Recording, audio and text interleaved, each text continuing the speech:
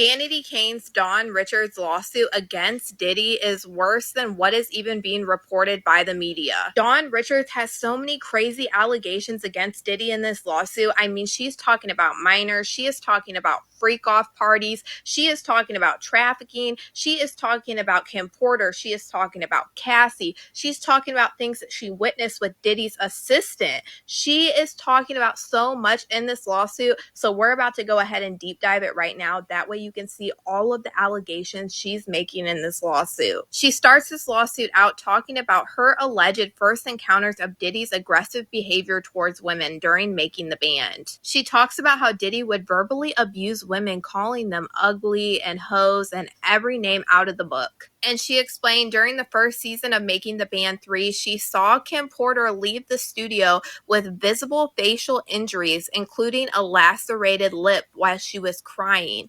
And in that moment, she realized that Diddy was capable of committing acts of violence against women.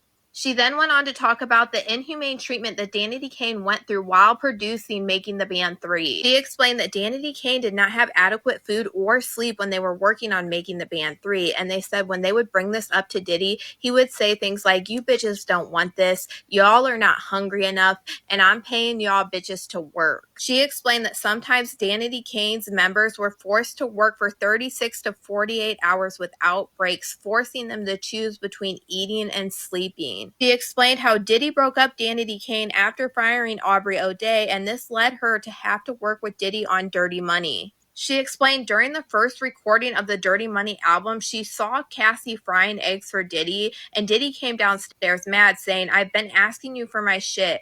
I can't stand you. You never do it right." She said that Diddy pushed Cassie against the wall and choked her, and then picked up the scalding hot pan of eggs and threw it at her, causing her to fall to the ground in a fetal position. She said that he was cursing and screaming, and then Diddy dragged Cassie up the stairs. Don Richard explained in 2009 after the Soul Train Awards that Diddy flew her to his house in New York for an after party. She said there were many well-known celebrities at this after party, and a whole bunch of illegal drugs were being openly consumed.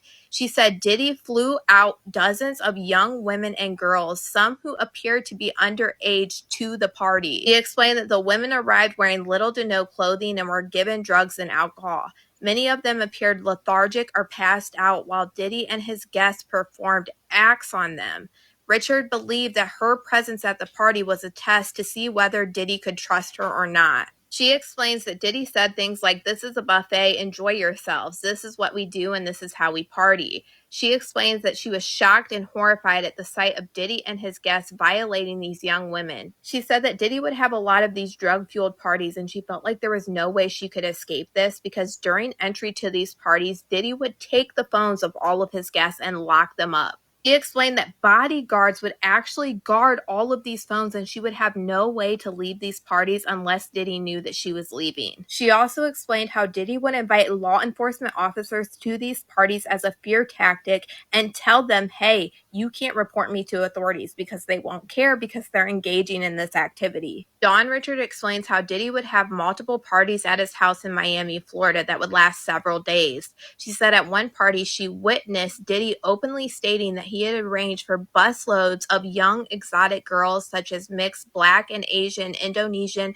and albino girls. He explained that she witnessed young girls once again at these parties being violated. She explained in another instance she watched Diddy punch Cassie in the bathroom of a party in Los Angeles. She said this happened frequently when Cassie attempted to voice her opinion or stand up to Diddy. He would strike her or wrap his hands around her throat. She explained that after several times of watching this, they told Cassie that she needed to leave Diddy, and then Diddy became aware of this conversation and he got mad and said, "Y'all bitches don't get in my relationship. Don't tell my bitch what she needs to be doing. Just make money and shut the up.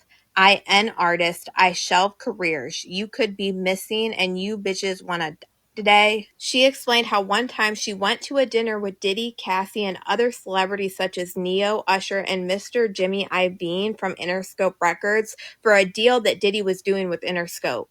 During this dinner, Cassie and Diddy were actually having an argument in front of these dinner guests, and Diddy was screaming at Cassie and forcefully punched her in the stomach, causing her to double over in visible pain and crying in front of everybody at this dinner table. She explains how Cassie left this dinner and Diddy just casually kept talking to Usher, Neo, and Jimmy Iovine. She explained even after Jimmy Iovine watched Diddy commit this violent crime towards Cassie, he still went ahead and did his deal with Diddy anyway. She explains that all of these celebrities watching what happened to Cassie and never saying anything made her harmful of what Diddy could possibly do to her. John Richard explained after nonstop working for Diddy, she ended up becoming severely ill and it was actually checked into a hospital. After getting out of the hospital, she gave Diddy her medical records, which said that she needed to take time off and she needed to prioritize sleeping and eating better.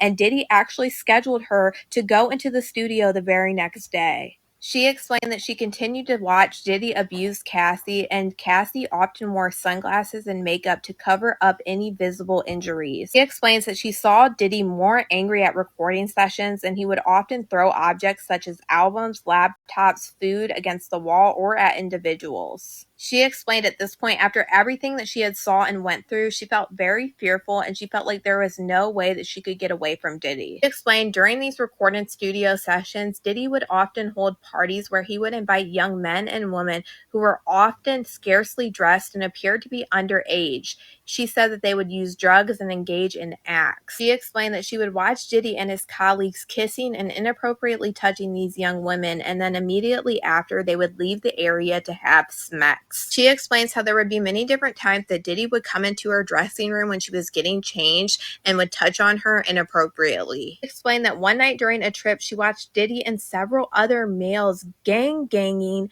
Diddy's female assistant at a hotel pool. She explained on her flight back to the United States the next day, she asked Diddy, "Where's your assistant?" And he said, "I don't give a where that bitch is." She later learned that Diddy had taken his assistant's passport with him to the United States, leaving the assistant stranded in the United Kingdom. She explained how one time Diddy was infuriated that she was late to an event and he put his arm up